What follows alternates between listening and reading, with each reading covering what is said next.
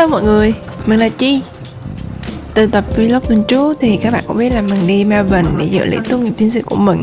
Hôm nay mình sẽ dẫn mọi người đi dạo một vòng quanh khu CBD và let's go!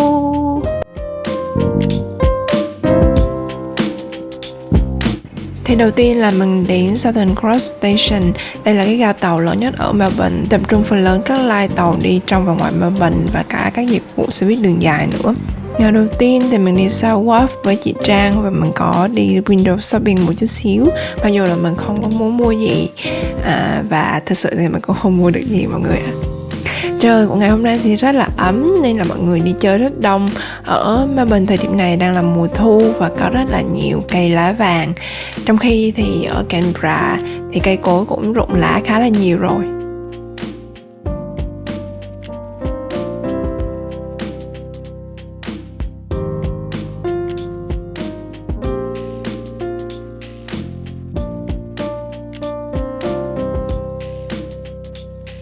Phía xa xa đằng kia là cái cầu mà mình đã đi ngang qua lúc nãy.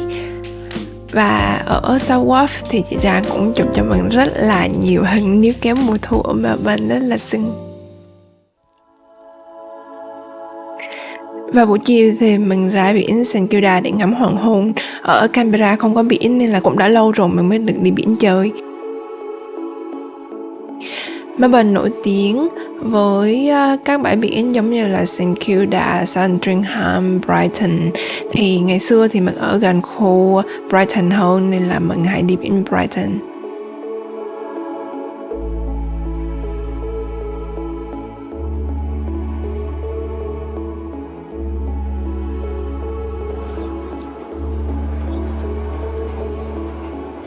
Mặc dù nước thì khá là lạnh nhưng mà mình thấy có rất nhiều người xuống tắm luôn. Theo mình nhớ thì trong vòng 10 năm mình chưa có lần nào thực sự là đi tắm biển ở Melbourne. Melbourne rất nổi tiếng với các biểu diễn đường phố. Lúc mình tới thì có một anh đang đánh guitar bài Riptide của Vance Joy rất là hay. Nhưng mà mình không dám mở tiếng vì sợ bị đánh bản quyền.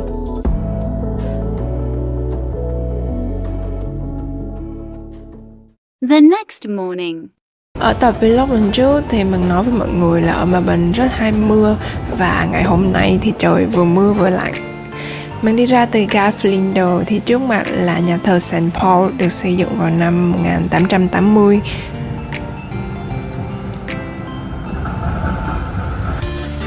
Và có một cảnh khá là iconic ở Melbourne, đó là phía trước nhà ga Flinders Station là station cũ nhất ở Melbourne, được xây dựng từ năm 1854. Ở đây thì lúc nào cũng khá là đông đúc nhộn nhịp. Vào trong đợt Giáng sinh thì ở đây được chiếu đèn và các bạn có thể đi chụp ảnh phơi sáng giống như mình, rất là đẹp luôn. Phía đối diện với Flinders Station là Federation Square hay gọi tắt là Fed Square, nơi thường diễn ra các hoạt động văn hóa, nghệ thuật khác nhau. Phía bên tay phải là tòa nhà của đài truyền hình SBS và ACMI là một bảo tàng về phim ảnh. Còn nơi mà mình muốn dẫn mọi người đi hôm nay là bảo tàng nghệ thuật The Iron Quarter Center. Đầu tiên ở cổng vào là Community Hall, nơi có các hoạt động vẽ tranh, cắt dán để mọi người, chủ yếu là các em nhỏ tới tham gia. Và mình cũng ngồi đây lắp ghép mô hình đồ nội thất một lát rồi mình mới đi vào trong tham quan bảo tàng.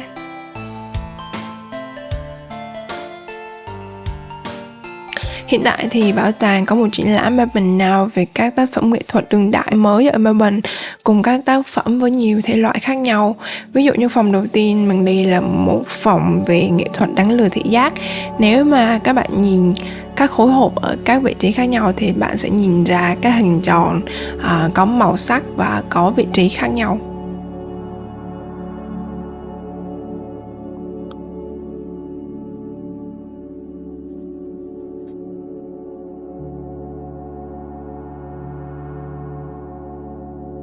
Mình cũng muốn đố mọi người xem thử tác phẩm nghệ thuật này là lấy cảm hứng từ đâu. Gợi ý cho mọi người là đây không phải là một quán bar mở đèn hay là mở nhạc EDM đâu. Các bạn hãy bình luận ý kiến của mọi người dưới phần bình luận nhé.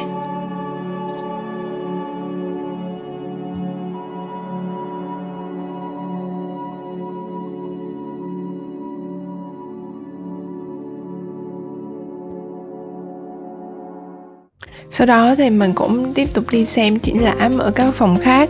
Nếu các bạn thích nghệ thuật thì ở Melbourne có rất nhiều các bảo tàng, đa phần là miễn phí hoặc là vé rất rẻ. Thường là các bạn student thì đi đâu cũng được miễn phí hết. Ngoài Ian Potter thì các bảo tàng mình thích ở CBD là Melbourne Museum, NGV National Gallery of Victoria gần Flinders Station, ACMI là bảo tàng về phim ảnh, về video game, và cái cuối cùng là Immigration Museum.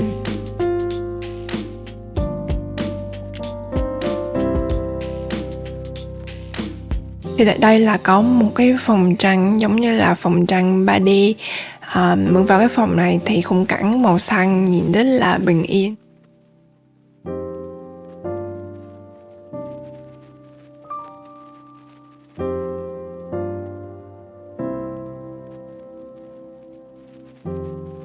Lúc này mình hơi mỏi chân rồi nên là mình ngồi nghỉ một chút xíu.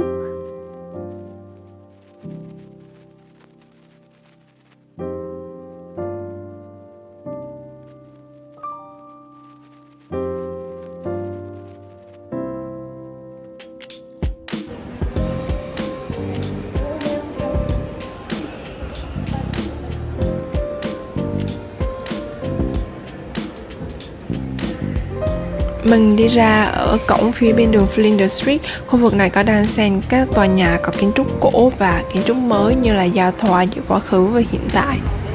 Lúc chờ sang đường thì thấy có một em Freedom City Circle chạy qua. Em này rất là cute luôn. Còn đây là hẻm Horsehair Lane, hay còn biết đến với là con đường Gravity. Các nghệ sĩ Gravity hoặc là bất kỳ ai cũng có thể đến và vẽ ở đây. Thật lòng thì mình thấy con đường này không còn đẹp như là ngày xưa nữa.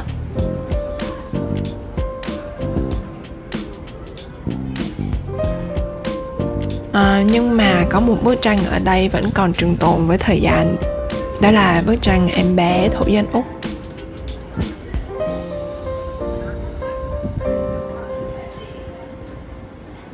Vào buổi chiều thì trời hửng nắng nên là mình đã đi bộ tầm 2 km để đến Shrine of Remembrance, là nơi tưởng niệm chiến tranh ở Melbourne.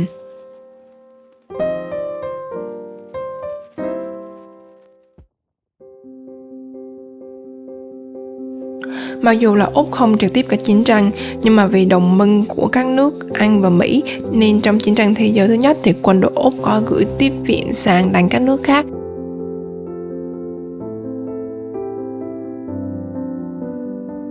Về mặt kiến trúc thì Shrine of Remembrance nổi bật với kiến trúc cổ trụ và các trang trí theo phong cách của đền Parthenon tại Hy Lạp.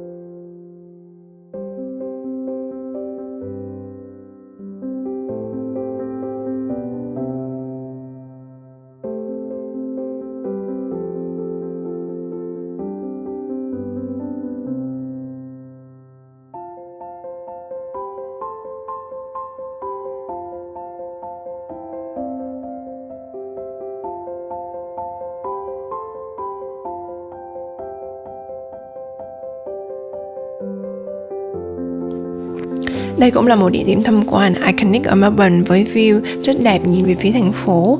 Mọi người cũng có thể từ đây ghé qua Botanical Garden sát bên cạnh để tham quan.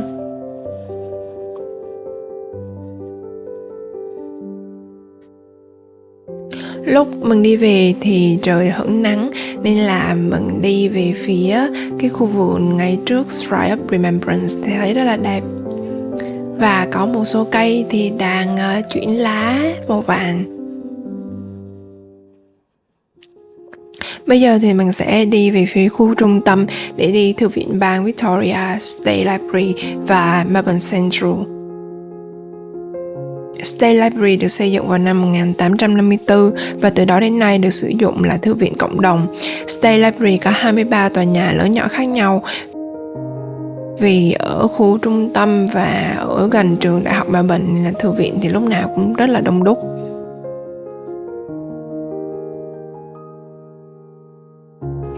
Mình đi vào bên trong thì thấy có rất nhiều các bạn sinh viên đang ngồi học ở đây.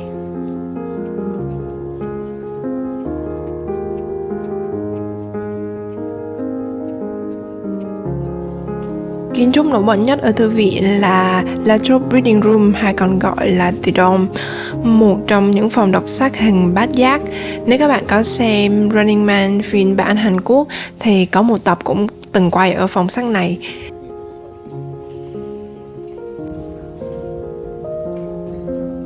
Và cũng có rất nhiều các khách du lịch hay đến đây để chụp ảnh check-in.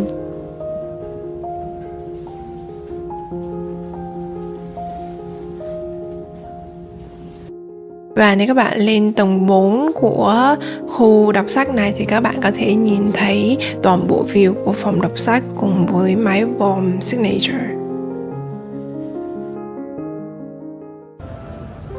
Phía đối diện với State Library là Melbourne Central. Đúng như tên gọi thì Melbourne Central vừa là một cái khu shopping khá là lớn, vừa là ga tàu, văn phòng, cũng tập trung các nhà hàng, quán ăn khác nhau.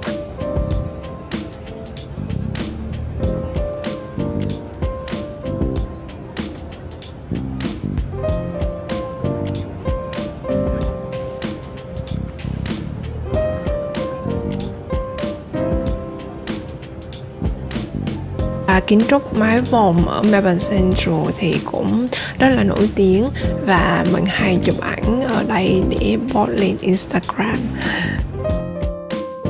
Lúc mình đi qua thì mình thấy đồng hồ của anh Lắc chạy sai giờ. Mình nghĩ là sẽ không quay được các đoạn mà lúc đồng hồ phát ra nhạc cho mọi người xem, nhưng mà thật ra là dù đồng hồ chạy sai giờ nhưng mà đồng hồ vẫn phát nhạc đúng giờ. Thì thời gian từ khi đồng hồ bắt đầu phát nhạc cho đến khi kết thúc là tầm khoảng 3 phút.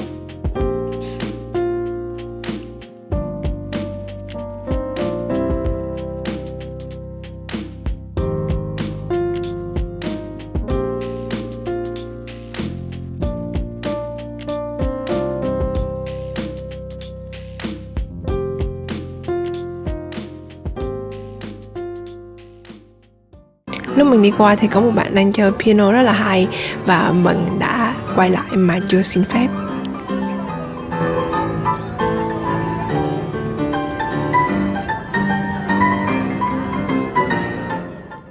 Melbourne Central có một lối đi thông qua một khu shopping khác cũng lớn không kém là Emporium, và đây cũng là một nơi khá là hay ho để ngắm hoàng hôn.